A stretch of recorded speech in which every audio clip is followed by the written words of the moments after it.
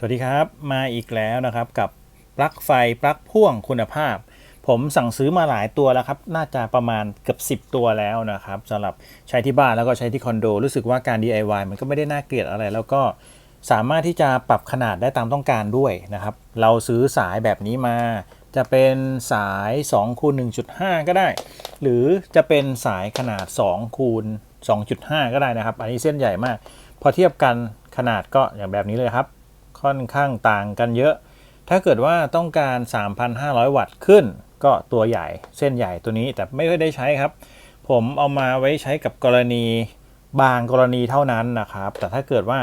เป็นสายทั่วไป 2,000 วัตต์เราใช้ 1.5 นี่ก็เหลือเฟือนะครับ ผมเอามาใช้กับที่บ้านใช้กับพวกเซ็นเซอร์มันเหลือเฟืออยู่แล้วไม่ถึง 1,000 วัตต์แน่นอน ถ้าเป็นพวกคอมพิวเตอร์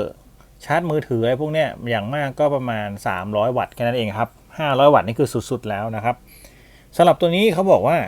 รองรับได้ทั้งหมดก็ 4,000 วัตต์ครับเยอะมาก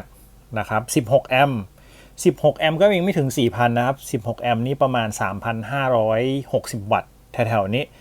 สามารถเสียบได้ทั้งหมด6ช่องผมค่อนข้างชอบนะครับตัวนี้ราคา153 บาทด้านหลังก็เป็นแบบนี้เปิดออกมาแล้วก็หย่อนสายเข้าไปแล้วก็หมุนแต่ละเส้นให้เรียบร้อยนะครับส่วนฝั่งนี้เขาเป็น2ขั้วมาให้ถ้าไม่ชอบหรือรู้สึกว่ามันยังไม่ปลอดภัยสามารถสลับด้านได้ N เป็น L เป็น N ได้ก็สามารถที่จะซื้อหัวแบบ3ขามาแล้วก็วางตำแหน่งให้ถูกต้องตามวิธีที่เขาเชื่อมต่อ3ขานะครับเราสามารถที่จะเชื่อมต่อ L กับ L N กับ N ของ3ขาได้ผมทำใช้อยู่นะครับแต่ถ้าเกิดว่าไม่ได้ซีเรียสอะไรคุณก็เขียนเอาก็ได้หรือจะเป็นเสียบด้านไหน L N อะไรพวกนี้มันเสียบได้อยู่แล้วนะครับแต่แค่มันไม่ถูกหลักการนะครับเนื่องจากว่าตัวนี้เขามี3ช่องมาให้ฉะนั้นคุณก็เชื่อมด้านหลังที่เป็นขั้ว L ตรงนี้ครับกับ L ด้านหลังให้มันถูกขั้วกับปลั๊กชนิดที่เขาออกแบบมาให้3ขาเขามีเขาจะเขียนไว้อยู่ว่า L กับ L N กับ N แบบนี้ให้มันคู่กันถึงแม้ว่าคุณจะไม่ได้เชื่อมสายกราวเพราะว่าเราใช้2เส้นแบบนี้แต่ขอแค่ L ถูกตำแหน่งและ N ถูกตำแหน่งก็น่าจะเพียงพอแล้วไม่ต้องมีกราวก็โอเคนะครับผมมาง่ายๆแบบนี้เลยผมกำลังเตรียมทำหลายๆอย่างอยู่นะครับก็ขออนุญาตอัดคลิปแยกกันไป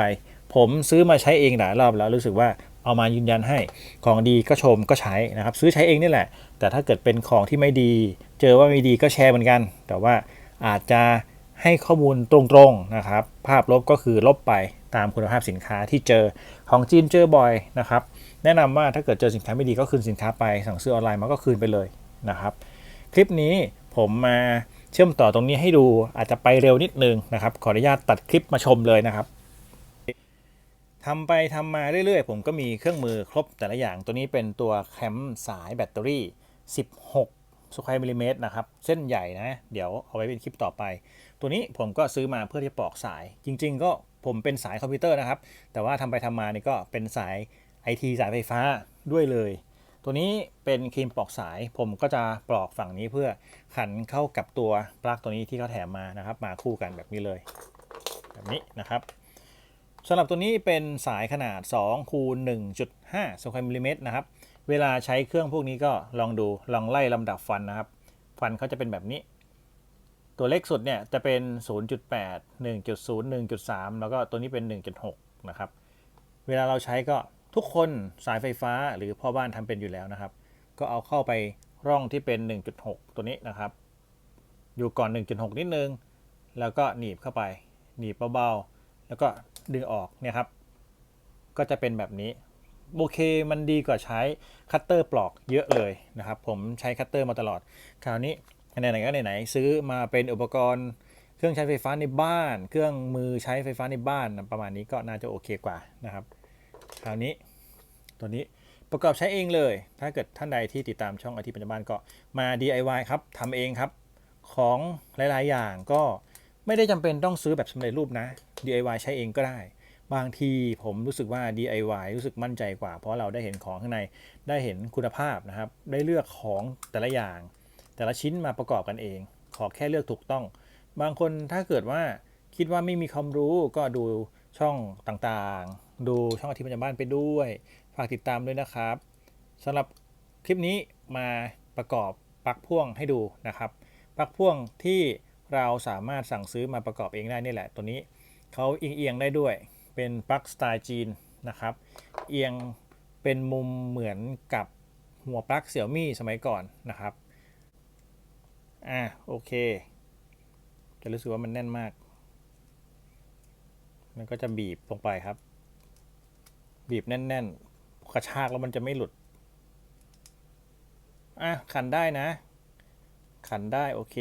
มันก็หนีบกันอยู่อย่างนี้แหละโอ้โหแน่นมากๆครับก็จะเป็นประมาณนี้นะครับมันจะหนีบกันอยู่แบบเนี้ยท่านี้นะโอเคแน่นแล้วหมุนให้ตรงครับทดสอบหมุนตรงไหมตรงแล้วเราก็ประกบโอเคแน่นแล้วฝั่งนี้น็อตครบตรงนี้บิดได้นิดหน่อยนะครับบิดได้บิดตรงก็ได้บิดเฉียงก็ได้ครบฝั่งนี้ครบครับสายความยาวตามชอบเลยผมมีสายตรงนี้เหลือมาจากการใช้งานทั่วไปก็เอามาประกอบเป็นปลั๊กพ่วงนะครับซื้อตัวปลั๊กมาราคา153 บาทส่วนฝั่งนี้ก็ถอดตรงนี้ออกมา DIY เองเลยครับมันไม่ยากใครก็ทำได้ขอแค่ให้ระวังสายให้ถูกขั้วขันแน่นๆอย่างมั่นใจไม่ได้เป็นไฟฟ้าก็ทำได้นะครับตรงนี้สังเกตดูฝั่งนี้ครับฝั่งนี้เนี่ยแนะนำใช้หางปลาดีกว่าเดี๋ยวผมไปเอาหางปลาสักครู่มาแล้วครับตัวนี้เป็นหางปลาแต่ละขนาดนะครับผมซื้อมาพร้อมเซ็ตพร้อมกล่องพร้อมกับเครื่องมือตัวนี้เป็น 6-6A นะครับนี่นะครับจริงๆรอบเดียวก็ได้โอเคเสร็จแล้วพร้อมแล้วเราก็เอามาใส่เข้าไปแล้วก็หมุนน็อตเท่านั้นเองที่เขาเขียนไว้ก็คือจะมีขั้ว N ซ้ายสุดแล้วก็ L นะครับเอา L เข้าก่อนเลยฝั่งนี้ต้องคลายน็อตก่อนนะครับตอนนี้น็อตเขาขันมาแน่นอยู่สงสัยป้องกันเสียงก็แก๊กนี่นะครับเราแย่คู่เลยนี่